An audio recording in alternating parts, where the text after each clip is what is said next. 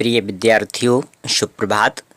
मैं आपका हिंदी अध्यापक धनीराम इप्टा आज आपके लिए लेकर आया हूँ आईसीएससी हिंदी क्लास 9th और 10th के लिए नया रास्ता उपन्यास का भाग 11। अभी तक आपने भाग 10 तक पढ़ा था और इससे संबंधित मैंने आपको लिखित पाठ्य सामग्री भी उपलब्ध कराई थी, आपका अभ्यास भी करवाया था और आप लोगों को पाठ जो भाग हैं भाग से संबंधित वीडियो भी आपको दिए थे। तो आज मैं आप लोगों के लिए भाग 11 जो उपन्यास है नया रास्ता, इसके बारे में बताने जा रहा हूं। और अभी लंबे समय से कोई वीडियो अपलोड भी नहीं हुआ था आप लोगों की क्लास के लिए। तो खैर, अब आप चूँकि जानते हैं आज 1 जुलाई है और आज से ही क्लास जो है आपके सब नियमित हो गए हैं और आपको अब रेगुलर वीडियो भी मिलेंगे। तो अभी मैं आपको 2-4 दिन में ये जो आपका क्वार्टरली का जो सिलेबस है वो भी मैं बता दूंगा कि आपको आखिर कितना क्या पढ़ना है। तो लेकिन अभी क्या है कि अभी हम लोग जो नया रास्ता है इसके सारे के सारे भाग हैं उनको पढ़ेंगे और उसको समझेंगे अच्छे से। तो भाग जो 10 है मैं थोड़ा सा आपको रिमाइंड कराए देता हूँ कि भाग 10 में आप लोगों ने ये जान लिया था कि मेरठ में उसका मीनू का वार्षिक उत्सव होना है कॉलेज में। तो वो कॉलेज में वार्षिक उत्सव की तैयारी कर रही है, लेकिन तभी उसे अचानक एक टेलीग्राम मिल जाता है। तो उस टेलीग्राम में क्या है ये बताया गया है कि जल्दी बुलाने के लिए बात कही गई थी। यानी आपका मीरापुर से जो टेलीग्राम आया था उसमें ये कहा गया था कि मीनू जहाँ भी है जैसे है जल्दी आए, उनके पिताजी की तबीयत सही नहीं है। तो मीनू काफ़ी चिंतित हो जाती है। वो सोचने लगती है कि आखिर अभी तो मैं आई थी कुछ दिन पहले, तब तो पिताजी बिल्कुल सही थे और अचानक आखिर हो क्या गया। तो आज ये जो भाग 11 है, अब 11 में यही कहानी है कि आखिर मीनू के पिताजी को क्या हुआ था। तो आपकी स्क्रीन पर जो भाग 11 है उसकी कहानी आ चुकी है। तो हम लोग क्या है कि जिनके पास बुक भी नहीं है, जिन विद्यार्थियों के पास बुक नहीं है, तो वो क्या है कि स्क्रीन पर अपने मोबाइल पर पूरा कंटेंट देख पाएंगे और उनको वर्ड टू वर्ड जैसा कि है वैसा ही इसमें देखने को मिल रहा है आप लोगों को। और अगर आपके पास किताब है तो बहुत अच्छा है, और अगर किताब नहीं भी है तब भी आप स्क्रीन पर दिखाए जाने वाले जो गद्यांश हैं इनके आधार पर भी आप समझ सकते हैं। तो चलिए शुरू करते हैं हम आज की क्लास। तो ये जो कहानी है हम आपको यहाँ पर ज्यों की त्यों रीडिंग करेंगे और जहाँ पर आपको समझाने की ज़रूरत है वहाँ हम आपको समझाएंगे भी। तो यहाँ जो कहानी है वो कुछ इस प्रकार है कि मीनू के पिताजी की हालत काफ़ी नाजुक हो चली थी। डॉक्टरों ने पूर्ण आराम की सलाह दी थी। घर में आशा, रोहित, माँ सभी ही उनकी सेवा में लगे रहते। जब माँ को आशा और मीनू का ख्याल आया तो वह बहुत विचलित होती यानी परेशान हो जाती थी। तो घर में सब मीनू के आने का इंतज़ार कर रहे थे। पिताजी दवाइयों के नशे में बेहोश से सोते रहते। आपको मैं बता दूं कि पिताजी को क्या है कि हार्ट अटैक आया था, यानी उनको हृदयाघात हुआ था। उस वजह से उनकी तबीयत ख़राब हो गई थी। और आपको मालूम है कि परिवार में कोई भी हो हमारे, अगर कोई ऐसी बात हो जाती है, किसी की तबीयत इतनी ज़्यादा ख़राब हो जाती है तो अक्सर कर पूरा परिवार ही उसमें परेशान हो जाता है और सभी पर असर भी होता है इस चीज़ का। तो यहाँ पर भी देखिए, आशा है, रोहित है और माँ है, ये सब परेशान हैं। और मीनू बाहर रह रही है, चूँकि मेरठ में रह रही है हॉस्टल में, लेकिन इसके बावजूद भी उनको खबर की जाती है, क्योंकि हमने आपको पहले ही बताया कि परिवार में अगर कोई भी समस्या आती है तो उसका असर सभी सदस्यों पर पड़ता है। तो यहाँ इनको डॉक्टर ने ये सलाह दे रखी है कि भाई आपको पूर्ण आराम करना है पूरी तरह से। तो पिताजी जो है वो दवा खा लेते हैं, दवाओं में नशा सा उनको हो जाता है, तो वो बेहोश से सोते से रहते हैं। लोग उनसे मिलने आते रहते, इसलिए पूर्ण आराम नहीं मिल पा रहा था। भाई देखने वाले भी आएंगे, जब जिनको खबर लगेगी क्या हो गया तो सब लोग आते ही हैं देखने के लिए, तो उनसे मिलने के लिए भी लोग आते रहते थे। तो इसलिए भी आराम नहीं हो पाता था, क्योंकि सभी लोग वही बातें दोहराते थे, क्या हो गया आपको, क्या कैसे क्या हो गया, तो ये तमाम बातें थी। तो अब देखिए आगे की क्या है बात के उन्होंने क्या है, पिताजी ने मीनू के बारे में पूछा। माँ रसोई में काम कर रही थी। तभी उन्होंने मीनू को रिक्शे से उतरते देखा। मीनू के पूछने पर माँ ने बताया कि उन्हें दिल का दौरा पड़ा है। मीनू ने तुरंत पूछा कि पिताजी को क्या हुआ। तो उन्होंने बता दिया कि पिताजी को भाई दिल का दौरा पड़ा था, इसलिए उनकी हालत बहुत ख़राब हो गई है। फिर देखिए क्या होता है कि मीनू पिताजी के पास गई। रोहित ने मीनू को बिठा लिया। पिताजी ने आँख खोली तो धीमी आवाज़ में कहा, मीनू बेटी तू कब आई? मीनू ने कहा, अभी थोड़ी देर पहले ही आई हूँ। आपकी तबीयत कैसी है? ऐसी ही है, कहकर उन्होंने आंखें मूंद लीं। जरा सा भी बोलने पर उन पर जोर पड़ता था। वहाँ बैठी बैठी मीनू अखबार पढ़ने लगी। दोपहर का समय था। यदि वह मेरठ होती तो कथक नृत्य कर रही होती। जैसा कि देखिए आपको भाग 10 में ये बता दिया गया था कि मीनू का जो प्रोग्राम है वार्षिक उत्सव में वो कथक नृत्य का है, लेकिन चूंकि वो आ गई है अब यहाँ पर पिताजी को देखने के लिए, तो वो सोच रही है कि अगर मैं वहाँ होती तो कथक नृत्य कर रही होती। उसकी छोटी बहन आई और उसे खाना खाने के लिए अंदर भेज दिया। मीनू अंदर गई, लेकिन उसे भूख नहीं थी। उसने बिना भूख के ही थोड़ा सा खाना खा लिया। फिर वह पिताजी के पास आकर बैठ गई। तो इसमें कोई विशेष बात नहीं थी। आपने समझ लिया कि इस गद्यांश में इतना ही बताया गया था कि मीनू आती है, रिक्शे से उतरती है, पिताजी से मिलती है और बाद में खाना खाने के लिए आशा के द्वारा बुला लिया जाता है। अब इसके बाद जो है वो कहानी आपकी लगभग ये है। इसमें चूँकि लिखा हुआ है तो आपको इसमें देख लेना है और आपको समझ लेना है कि आँख खोली तो धीमी आवाज़ में कहा, ये हमने आपको पहले ही बता दिया था। अब देखिएगा, ये देखिए फिर आगे क्या होता है कि आँख खोली तो धीमी आवाज़ में कहा, मीनू बेटी तू कब आई? मीनू ने कहा, अभी थोड़ी देर पहले ही आई। आपकी तबीयत कैसी है?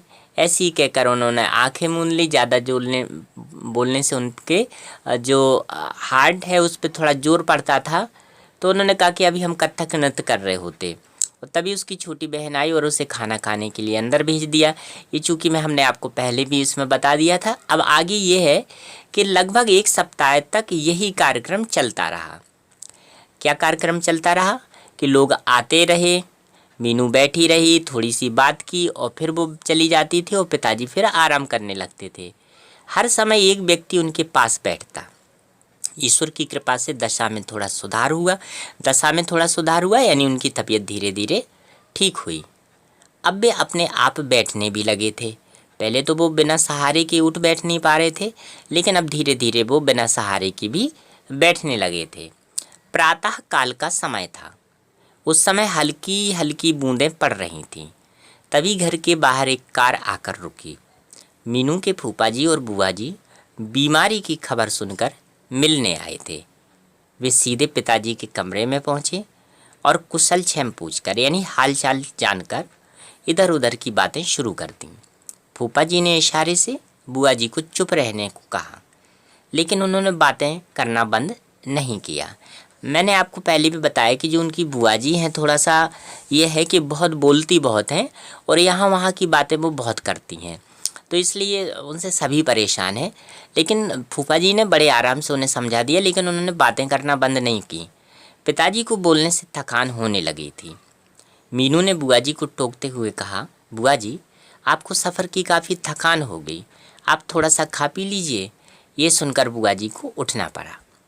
भाई मीनू समझ गई कि ये तो मानने वाली नहीं है, तो उन्होंने बहुत ही प्यार से, जो कि मीनू बहुत पढ़ी लिखी है और समझदार है, तो उसने बहुत ही इशारे से उनको उठा दिया वहाँ से और बुआ जी खाना खाने चली गई। अगले दिन बुआ जी जाने को तैयार हुई। पिताजी के कमरे में जाकर बोली, भैया मैं तो दिल्ली जा रही हूँ। देख तेरी 2 जवान बेटियाँ हो रही हैं, अब उनकी शादी कर दे। क्या उन्हें पढ़ाने के चक्कर में लगा है? तेरी तबीयत भी ऐसी रहती है। यह कहकर वह चली गई। पर पिताजी चिंता में डूब गए। हालांकि यहाँ बुआ जी को इस तरह की बात बिल्कुल नहीं करनी चाहिए थी, लेकिन फिर भी चूँकि उनकी आदत ही ऐसी है कि यहाँ वहाँ की बातें करना, तो उन्होंने ये सब बातें कह दी और वो उठकर चली गई। लेकिन पिताजी जो है मीनू के, वो ज़रूर चिंता में डूब गए। उनको वही चिंता सता रही थी मीनू की शादी की। मीनू के लिए कोई लड़का तैयार नहीं होता था संबंध करने के लिए, उनको वही सब चिंता सताती रहती थी, इसीलिए उनको दिल का दौरा पड़ गया था। और यहाँ पर बुआ जी ने और उनको चिंतित कर दिया, तो वो और परेशान हो गए। अब देखिए अगला जो गद्यांश है, ये अंतिम गद्यांश चल रहा है इसका, तो इसको भी आप देख लीजिए। जब भी लड़कियों की शादी के बारे में सोच रहे थे तभी मीनू की माँ ने प्रवेश किया। यानी क्या है कि बुआ जी ने तो अपनी बात कही और चले गए, और फूफा जी को क्या था ना कि कारखाने में कुछ काम था, उनका भी काम है, उनका भी बहुत अच्छा काम है, फैक्ट्री उनकी भी है, तो उन्हें काम था तो वो चले गए। लेकिन जाते जाते बुआ जी ने ये बात भी कह दी कि तुम्हारी जवान लड़कियां हैं, इनकी शादी करो, पढ़ाने लिखाने के चक्कर में मत पड़ो। जब ऐसी बात हो गई तो पिताजी को चिंता होने लगी और वो उनकी शादी के बारे में बात करने लगे। तो तभी उनकी जो पत्नी है यानी मीनू की माँ है, उन्होंने प्रवेश किया। उन्होंने मीनू की माँ से कह दिया कि यदि मुझे कुछ हो गया तो तुम दोनों लड़कियों की शादी कैसे करोगी। मीनू की माँ उदास तो हो गई, लेकिन उनको समझाया कि ऐसा क्यों सोचते हैं। उन्होंने मीनू को बुलवाया और शादी की हाँ करने के लिए कहा। मीनू ने कहा, पिताजी आप तो जानते ही हो कि मैं वकालत पढ़ रही हूँ। 3 साल का कोर्स 1 साल पूरा होने वाला है, 2 साल और बाकी हैं। यदि मैंने शादी कर ली तो क्या मेरी पढ़ाई पूरी हो सकेगी। हुआ ये था कि मीनू की माँ है, तो माँ ने कहा कि ऐसा करो बेटा, पिताजी से बोल दो कि हम शादी करने को तैयार हैं, तो उनको थोड़ा तसल्ली हो जाएगी। तो ये सब सोच करके उन्होंने बुला लिया था मीनू को पिताजी के पास। तो पिताजी के सामने, लेकिन मीनू क्या है कि मीनू अपने काम को करने के लिए बहुत, उसका हृदय बहुत मजबूत है। यानी वो इतनी मजबूत है, उसका इतना दृढ़ संकल्प है कि चाहे कुछ भी हो जाए लेकिन मैं अपना लक्ष्य पाके ही रहूँगी, ऐसा उसका विचार है। तो वो बहुत ही मजबूत हृदय की लड़की है। तो लेकिन वो जानती है कि पिताजी की भले ही तबीयत खराब है, लेकिन उसने अपनी जो बात थी वो उसी बात को बोला। उसने यही कहा कि भाई ऐसा है कि हमारा 1 साल तो होने वाला है, 2 साल की और पढ़ाई है। अगर मैंने शादी कर ली तो मेरा ये 2 साल बर्बाद हो जाएगा, यानी मेरी 3 साल बर्बाद होने वाली हैं। तो उसने फिर कहा कि मैं शादी नहीं कर सकती अभी, मैं जब समर्थ हो जाऊंगी तभी शादी करूंगी। अब देखिए क्या होता है फिर आगे कि, तो फिर उसने कहा कि मेरी पढ़ाई पूरी हो सकेगी। माँ ने उससे कहा कि इस तरह तो हम आशा के लिए भी लेट हो जाएंगे। यानी उसने कहा कि भाई आशा की भी उम्र हो रही है, हमें उसकी भी शादी करनी है, तो उसके लिए भी हम लेट हो रहे हैं, यानी हमें विलम्ब हो रहा है, रिश्ता ढूंढना भी है। तो मीनू की दलील के सामने माता पिता दोनों चुप हो गए। मीनू ने फिर कहा, आप आशा के लिए अच्छा सा लड़का देखकर उसकी शादी कर दीजिए और मेरी शादी की चिंता ना कीजिए। मीनू समझदार है, उसने कहा कोई बात नहीं, अगर मैं अपनी शादी नहीं करा रही हूँ तो कोई दिक्कत नहीं है, आप ऐसा करिए कि आप मीनू की शादी कर दीजिएगा। तो और बोले उसके लिए आप लड़का देख लीजिए और शादी कर दीजिए, मेरी चिंता छोड़ें आप। और फिर वो बाहर चली गई। पिताजी की तबीयत ठीक होने पर मीनू ने मेरठ जाने की सोची। रात को उसने अपना सामान लगाया और सोने चली गई। उसके दिमाग में माताजी और पिताजी की बातें घूमती रहीं। सुबह माँ ने उसे उठाया, चाय पीकर तैयारी की और पिताजी के कमरे में गई। पिताजी से आज्ञा लेकर मेरठ के लिए प्रस्थान किया। माँ ने उसकी सफलता और मंगल भविष्य की कामना की। तो आपने ये जाना कि देखिए हर भाग में, चाहे कोई भी भाग हो, हर भाग में आप एक बात को ज़रूर नोट कर लीजिएगा कि कभी भी मीनू को हारते हुए नहीं दिखाया गया है। यानी मीनू जहाँ भी है, जैसी भी है, हर परिस्थिति में वो आगे ही बढ़ना चाहती है। तो यहाँ वो आई, पिताजी के पास रही, हालचाल लिया, पूछा, लेकिन इसके बाद उसने क्या किया, इसके बाद वो अपना मेरठ के लिए तैयार हुई और वो चली गई। तो प्रिय विद्यार्थियों, आज के भाग में बस इतना ही। आज आपने जान लिया कि मीनू मेरठ से आती है मीरापुर, पिताजी की तबीयत को समझती है, क्या हुआ था, सारी जानकारियाँ करती है। यहाँ पर पिताजी उनसे प्रयास भी करते हैं मीनू से यहाँ कराने के लिए, शादी के लिए, लेकिन मीनू हाल फिलहाल मना कर देती है। बाद में आशा के रिश्ते की बात भी दिखी मीनू ने कर दी है इसी भाग में कि आप आशा के लिए घर ढूंढ लीजिएगा और आप उसकी शादी कर दीजिए, और मैं तो अपनी पढ़ाई करने के बाद ही कुछ करने वाली हूँ। और फिर कुछ नहीं भाई, परिवार के लोग हैं वो भी समझते हैं कि बेटी आगे बढ़ेगी तो भविष्य भी हमारा अच्छा होगा। तो इसी के साथ उसने यहाँ से विदा ले ली। तो प्रिय विद्यार्थियों, आज के लिए बस इतना ही। कल मैं आपके लिए फिर एक नया वीडियो लेकर आऊँगा। तब तक के लिए नमस्कार, धन्यवाद।